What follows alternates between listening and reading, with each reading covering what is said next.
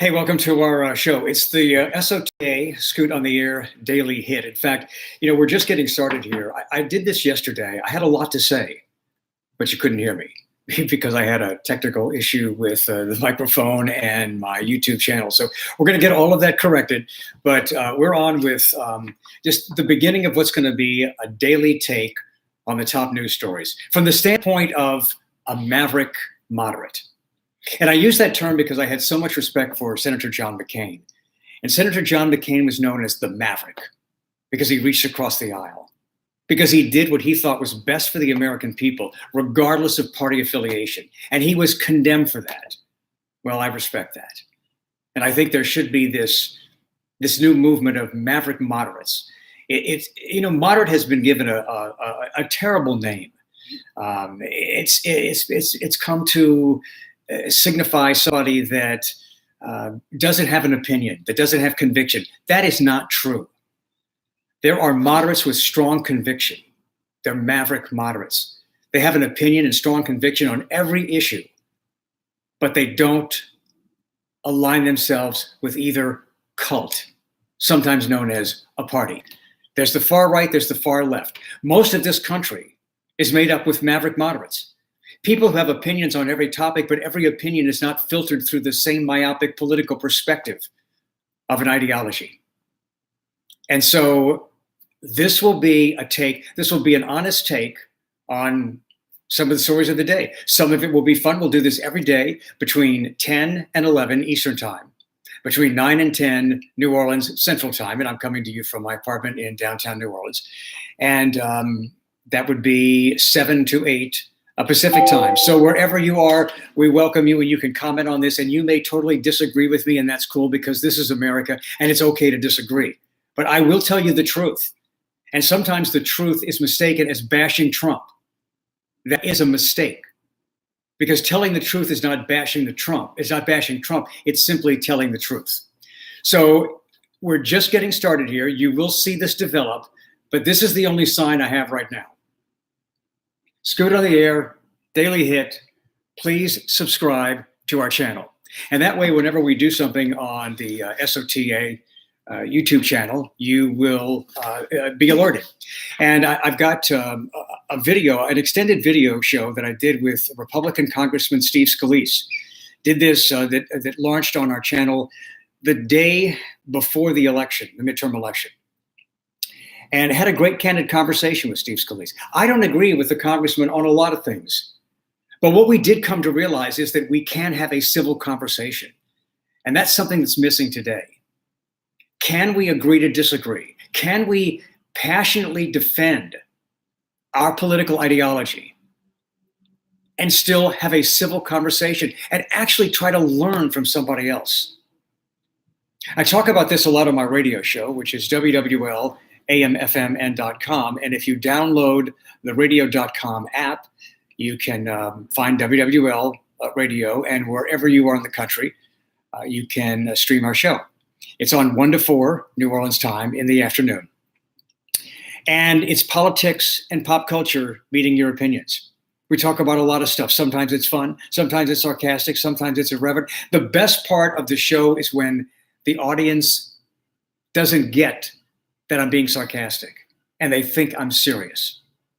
So I hope you have fun with this daily take. And then once a week, we will start doing an extended feature interview.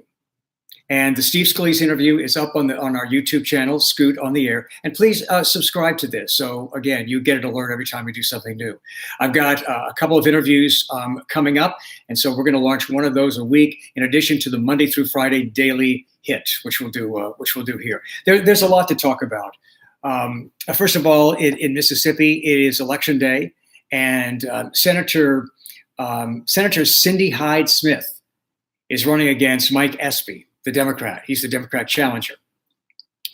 This got a lot of attention because racism got thrown into this when Cindy Hyde-Smith said that if she was invited to a hanging, she would want to be in the first row. And then she said, well, no, I really didn't. Well, she apparently did say that.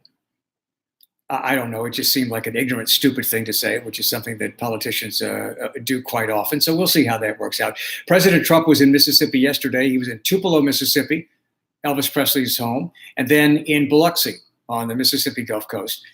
And he was talking to people about the election. So, the president had some winners and some losers when he campaigned for people before the midterms. Let's see how this turns out. We'll have results tomorrow. Or if this were in Florida, we'd have results who knows when.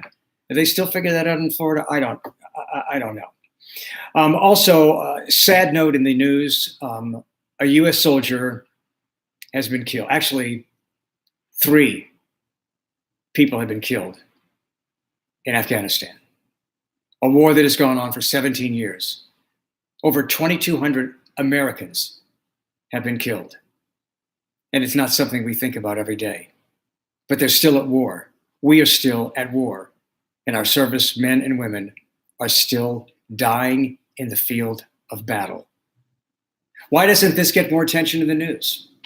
Well, because it's not a convenient thing to talk about. The president doesn't want to talk about it. Every once in a while it comes up, but this is not a convenient thing to discuss. It's ongoing. The Taliban in some areas is the Taliban. I mean, it's been a long time since we mentioned that word. The Taliban is coming back strong in some areas, and our troops are there to help the Afghan troops. But I mean, where is this going to go?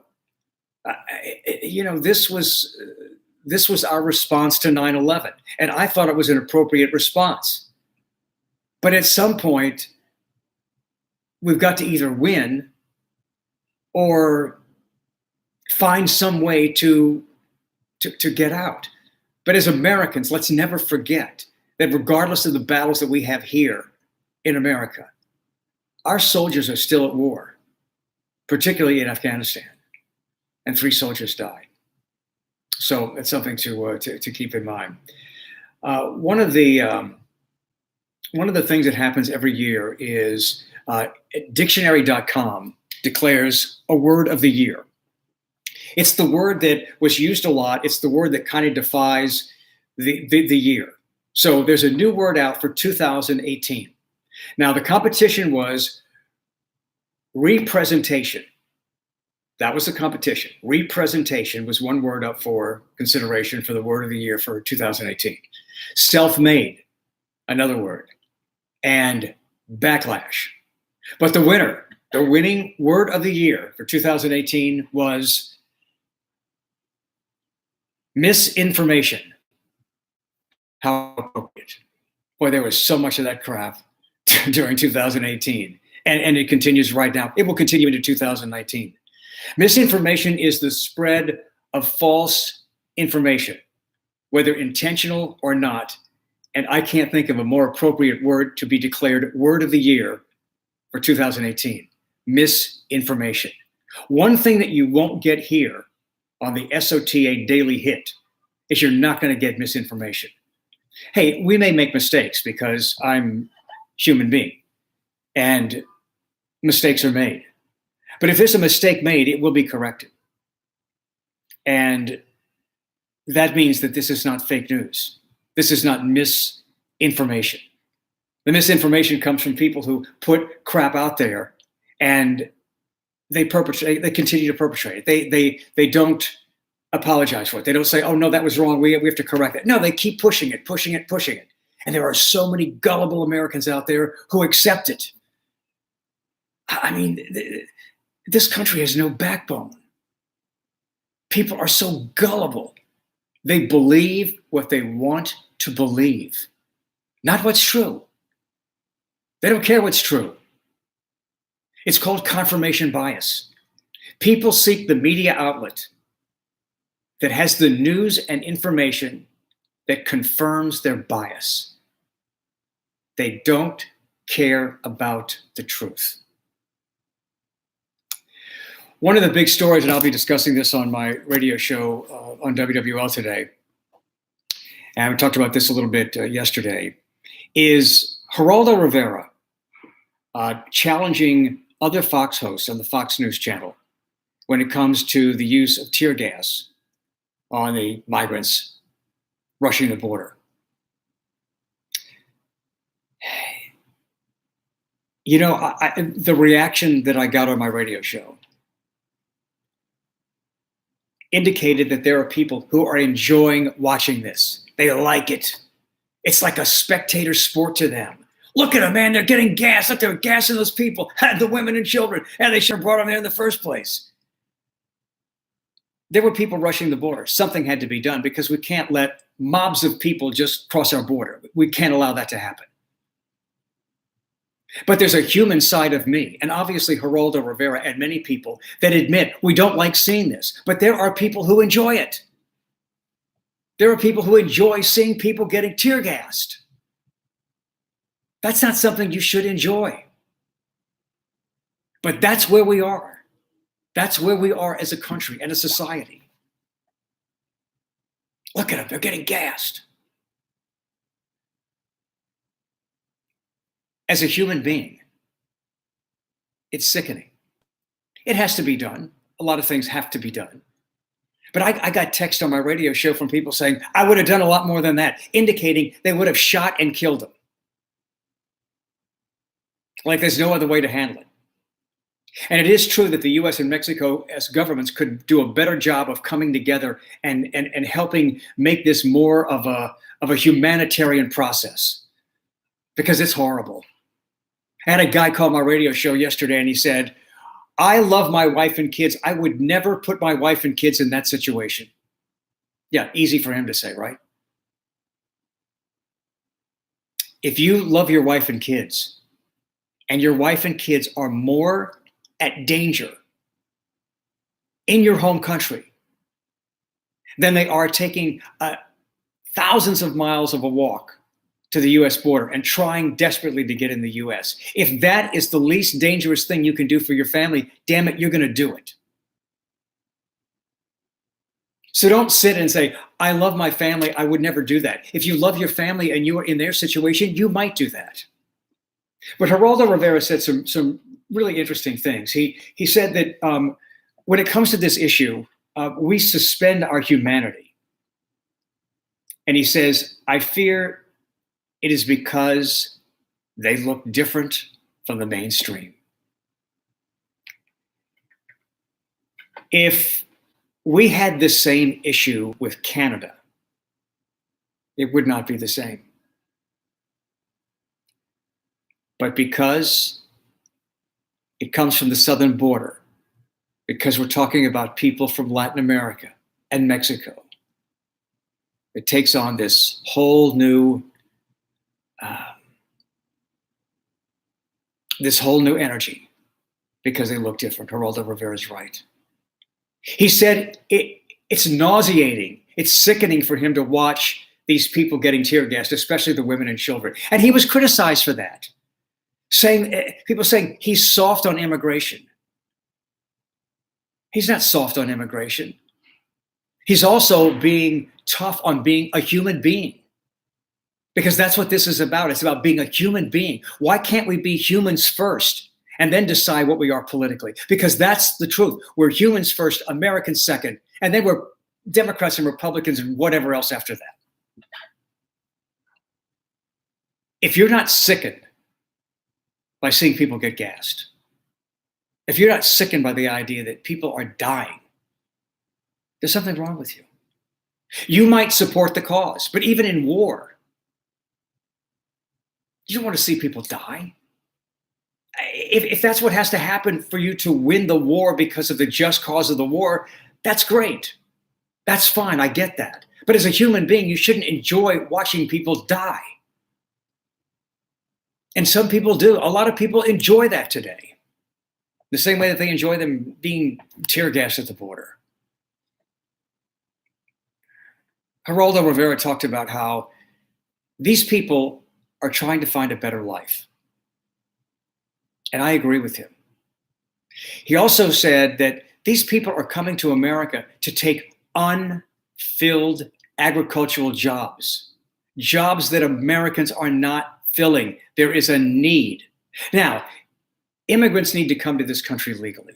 We can't have them rush the border. And it's interesting that so many people want it one way or the other. You know, you're either for nobody coming across the border, or you're for open borders. And the Democrats have really failed to stand up to the Republican challenge that all Democrats are for open borders. And that's not true. But Democrats can't stand up and say, no, we're not for open borders. I mean, some are, but they're not for open borders. So these people are coming they're coming to wash dishes in restaurants. They're coming to deliver pizzas, as Geraldo suggested. There's no city in America that understands illegal immigration and the contribution that illegal immigrants make to our country better than this city of New Orleans, from where I'm coming to you on YouTube. I'm in my apartment in downtown New Orleans. After Katrina, there were not people to do the dirty work. There were not enough people to help with restaurants and to do things that others didn't want to do. There were not enough people to do it. Illegal immigrants came here and they filled those positions and they helped rebuild our city. And I would trade a lot of those illegal immigrants for American citizens that do nothing but take from our government. They don't contribute. They're looking for a free meal ticket. I would trade the illegal immigrants for them any day. But this is once again turned the immigration debate into this highly emotional debate that really does say a lot about our country.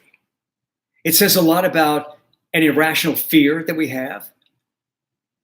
Because the illegal immigrants that come here, factually, there are exceptions, but factually as a group, they commit less crimes than American citizens.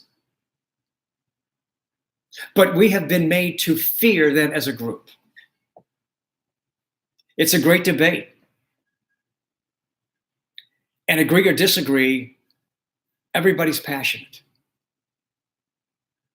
But I don't think there's anything wrong with saying, I don't like seeing the tear gas. I don't like seeing women and children choking. But yet I understand that we can't have mobs of people coming across the border. We'll do this again tomorrow at about the same time. I hope you enjoy our daily take with the SOTA Daily Hit live on YouTube. And of course, for those of you who don't see it live, it will be there for you. I'm Scoot. See you tomorrow. Have a great day.